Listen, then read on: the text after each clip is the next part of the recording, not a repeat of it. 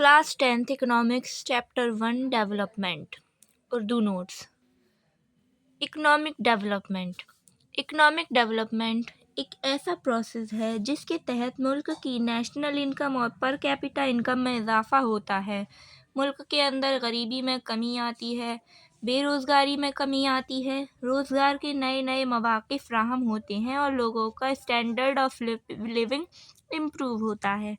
इसी को हम इंग्लिश में कह सकते हैं economic development applies to the all-around development of the country where the people earn higher income and can satisfy all their needs.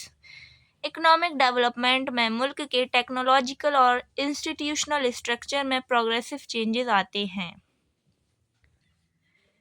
Now difference between growth and development.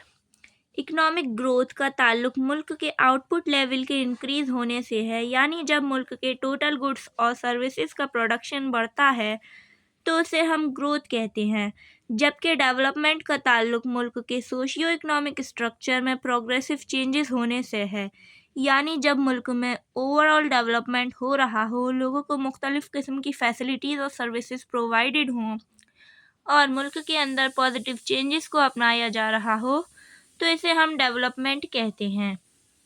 Economic growth एक quantitative aspect है, जबकि development में qualitative और quantitative दोनों aspects हैं।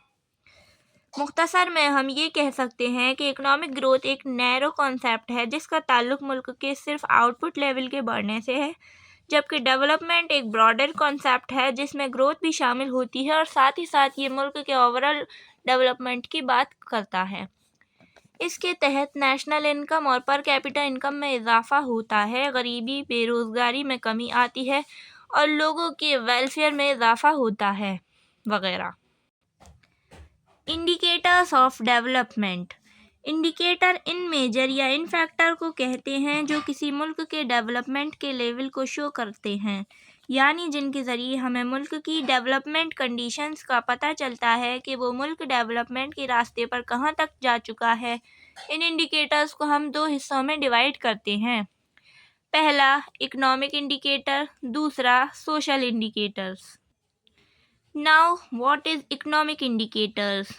ये वो indicator होते हैं जो मुल्क की इकोनॉमिक कंडीशंस को डिस्क्राइब करते हैं, जैसे national income, per capita income. अब हम नेशनल इनकम को डिस्क्राइब करेंगे। इंग्लिश में हम कह सकते हैं national income is the value of all the final goods and services produced in a country during a particular year plus income coming from abroad in that particular year. Urdu notes हैं इसलिए उर्दू में लिखेंगे।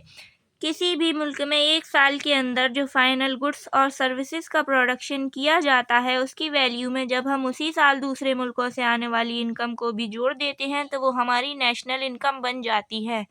National income के ज़रिए हमें ये पता चलता है कि कौन सा मुल्क डेवलप्ड है और कौन सा डेवलपिंग। जिस मुल्क की नेशनल इनकम जितनी ज़्यादा होती है वो मुल्क उतना ही ज़्यादा डेवलप्ड होता है, जैसे यूके, यूएसए, जापान वगैरह। अब पर कैपिटा इनकम को समझते हैं। पर कैपिटा इनकम होती है national income upon total population. इसे हम एवरेज इनकम भी कहते हैं। किसी भी मुल्क के लेवल ऑफ डेवलपमेंट को मेजर करने के लिए पर कैपिटा इनकम एक बेहतरीन इंडिकेटर माना जाता है और यही वजह है कि दुनिया के तमाम ममालिक को उनकी पर कैपिटा इनकम के बेसिस पर ही डेवलप्ड और डेवलपिंग कंट्रीज़ की कैटेगरी में बांटा जाता है।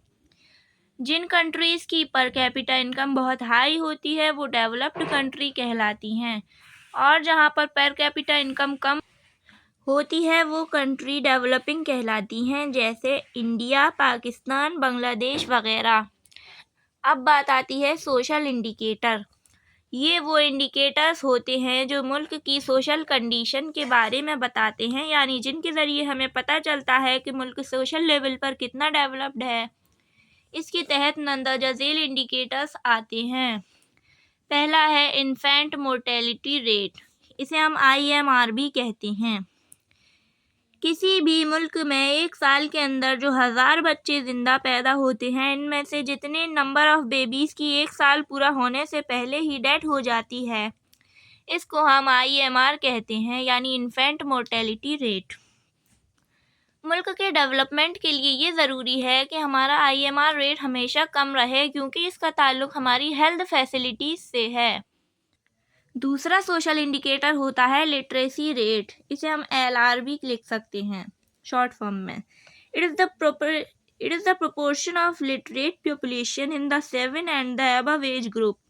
यानी लिटरेसी रेट ये शो करता है कि मुल्क में 7 साल और इससे ऊपर की एज वालों में से कितने परसेंट लोग एजुकेटेड हैं। जिस मुल्क में जितना लिटरेसी रेट हाई होगा वो मुल्क उतना ही ज़्यादा डेवलप्ड होगा। तीसरा सोशल इंडिकेटर होता है नेट अटेंडेंस रेशियो। यानी मुल्क में 6 से 10 की उम्र के जो टोटल बच्चे हैं, इसमें जितने परसेंट बच्चे स्कूल अटेंड करते हैं, इसको हम नेट अटेंडेंस रेशियो कहते हैं।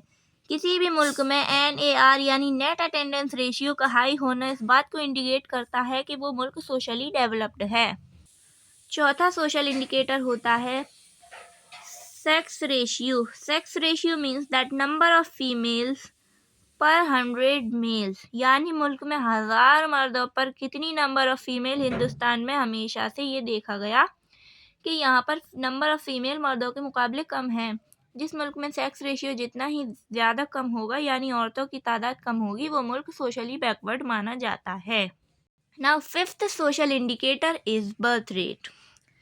It is the number of children born for every 1000 people during a year. ये एक साल के दौरान हर 1000 अफराद के लिए पैदा होने वाले बच्चों की तादाद है। छठा इंडिकेटर आता है dead rate. It is the number of people die for many 1000 people during a year. मुल्क के डेवलपमेंट के लिए ये ज़रूरी है कि हमारे दोनों ही रेट हमेशा कंट्रोल में होना चाहिए।